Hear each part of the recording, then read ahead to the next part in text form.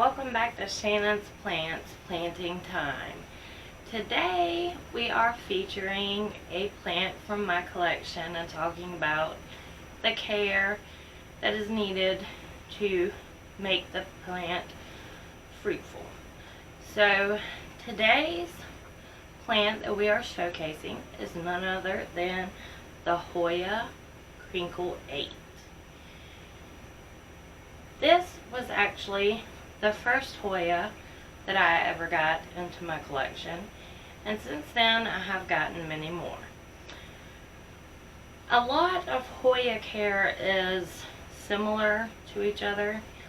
Hoya are a genus of plants with about 200 to 300 species in them.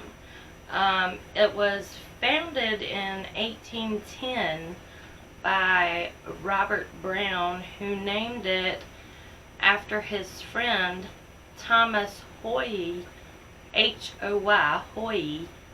I guess was it Hoy? I don't know the way you say that, but I guess he added an A to it.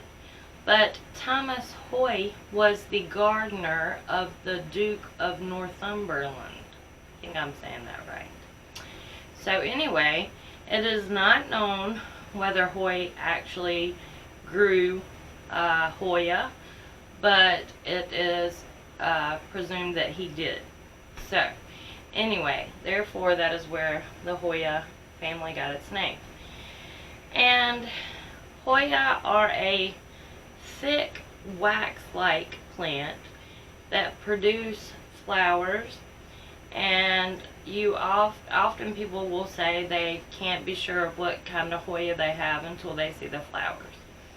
Well, I bought this as a Krinkle 8. It appears to have all the characteristics of a Krinkle 8, so I'm pretty sure it's a Krinkle 8.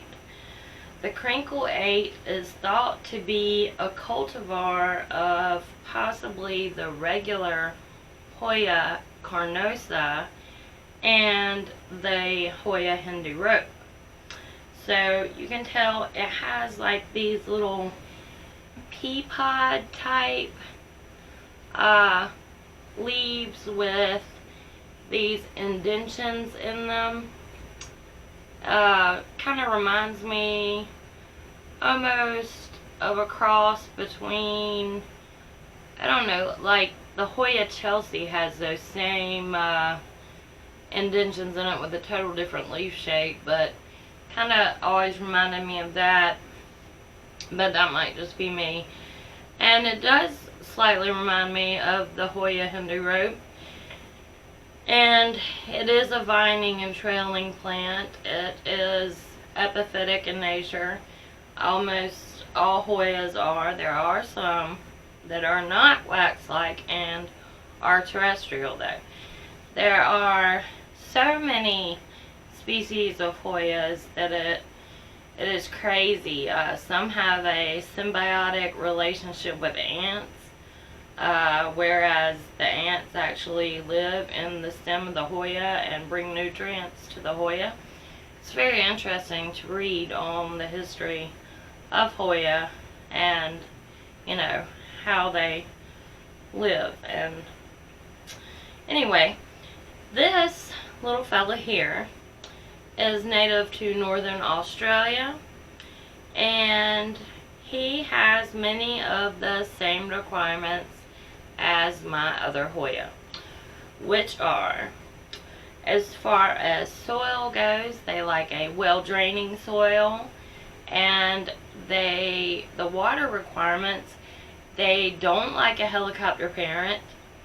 They do well with a little neglect, and that meaning they do not do well with overwatering.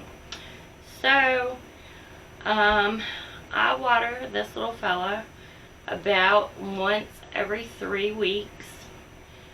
I know in the beginning I did not have any Hoya because I was petrified, because I had heard, oh, you got to get the watering down, you got to get the watering down, and I was like, well, I don't have the watering down for anything, so how am I going to take care of a Hoya?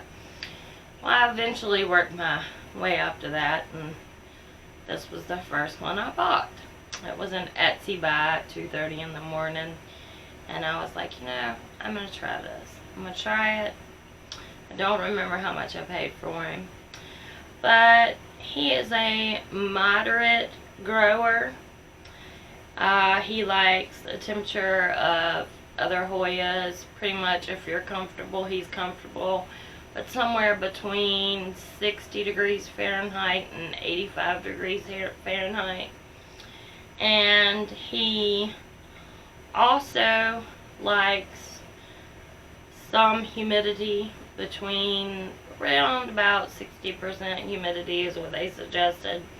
I have him in my den, which is a very humid room, and it stays naturally without a humidifier around 60 to 65%, I would say. I have a little gadget in there that tells me, I can't remember what that's called, but it has the temperature and humidity on it, humidity level. But anyway, as far as light requirements, they like bright indirect light, and they also like to be root bound. They flower for you more frequently if they are root bound and if you give them bright indirect light. So this little guy has not flowered yet for me, but I got him in winter, and this is my first spring with him, so I'm still getting his care down pat, and hopefully he will flower soon. I do know he has put out some new growth recently. I fertilize him with liquid dirt and Super Thrive every time I do water, which, like I said, it's about once every 3 weeks. And I mean, I don't stay solid to that. I do check the soil, but yeah, they don't do well to overwatering, so that is something that you really need to remember. But I really think this plant is beautiful. He actually has some speckles on him. I don't know if it will come across on the camera. If I can, this leaf especially has them. Don't know if it's picking it up. If I can get it to focus. Let's see. Don't know if you can see those speckles right there. But anyway, this leaf is speckly too. So anyway, yeah, there wasn't a lot on the Krinkle 8, but that is what I have learned from reading, from watching, and from taking care of this little guy for about 8 months now. So, saying something, he's growing and he hasn't died. So, I'm happy. He seems to be happy. So, we're all happy. So, yeah, that is the plant I wanted to showcase this Sunday. And I said I was going to do that every Sunday. I think I actually started doing it twice a week with a different plant from my collection.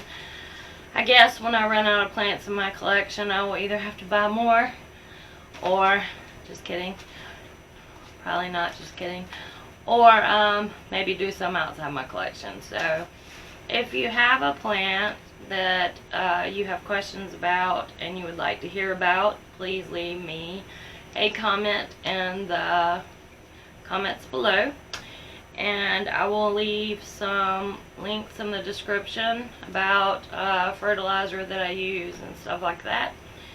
And anyway, thanks for tuning in. You can follow me on Twitter at Collier_Shannon. That is spelled COLLIER_SHANON. Or my Instagram account at ShannonCollier26. And again, thank you for tuning in, and I hope to see you in the next houseplant video. Bye!